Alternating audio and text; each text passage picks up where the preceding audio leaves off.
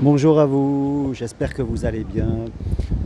Faut-il vivre seul, rester seul ou vivre à deux? C'est une question que peut-être vous vous posez à un moment de votre vie et peut-être pas mal de personnes peuvent s'interroger sur la nécessité de vivre à deux. Est-ce que c'est pas plus intéressant de rester seul, de soi-disant rester libre, de faire ce que l'on veut, quand on veut, éventuellement même de changer de partenaire? Une question qu'il peut être légitime de se poser.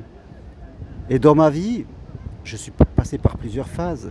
J'ai divorcé, puis j'ai vécu un deuil et aujourd'hui cela fait 13 ans que je vis avec la même personne.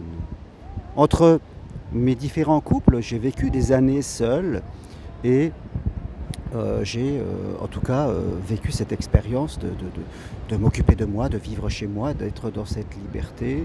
Et à titre tout à fait personnel, parce que ce que je dis n'est que mon humble avis, vraiment, je préfère et de loin la vie à deux que la vie seule. En tout cas, que la vie de célibataire, je dirais, parce que quand on est célibataire, cela ne veut pas dire que l'on est seul, mais en tout cas de vivre avec quelqu'un chaque jour qui passe, c'est de loin ce que je préfère. Mais pas à n'importe quelle condition. J'ai évolué dans ma vie, j'ai appris à mieux affirmer mes besoins, à mieux me comprendre, à savoir quelle était ma bonne personne, à comprendre les comportements qu'il fallait avoir pour bien vivre à deux, à m'occuper chaque jour qui passe de mon couple. Voilà ce que j'ai appris et je dois dire que la vie à deux, quand on est dans ses valeurs, est vraiment quelque chose d'exceptionnel. J'ai aussi appris que pour mieux vivre à deux, il fallait rester soi-même dans son propre chemin de vie.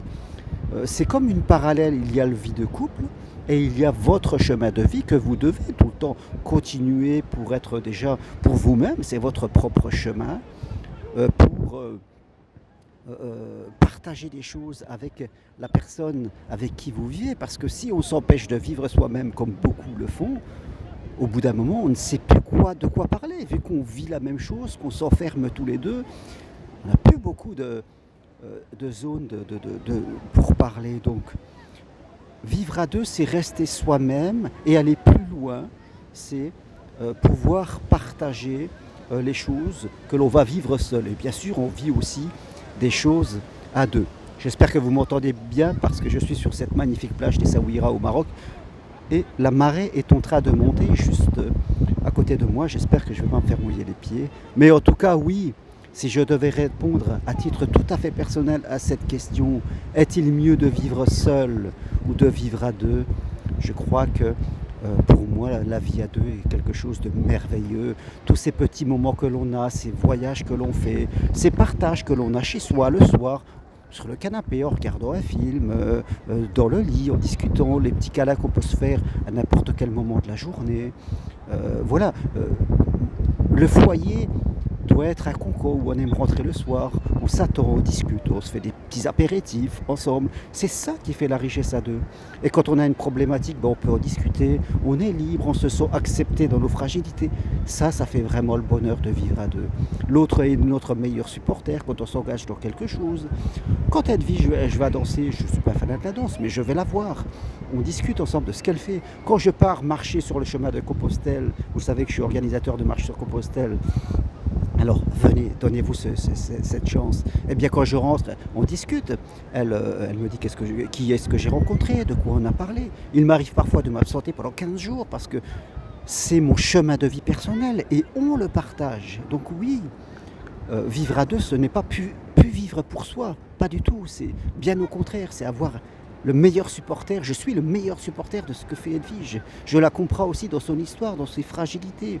Ça, c'est vivre à deux, c'est le chemin, en tout cas, que je permets à ceux qui me font confiance, je les accompagne sur ce chemin à évoluer, changer notre façon de percevoir l'amour, changer nos croyances, changer nos comportements pour construire ce bonheur à deux. C'est vous les créateurs.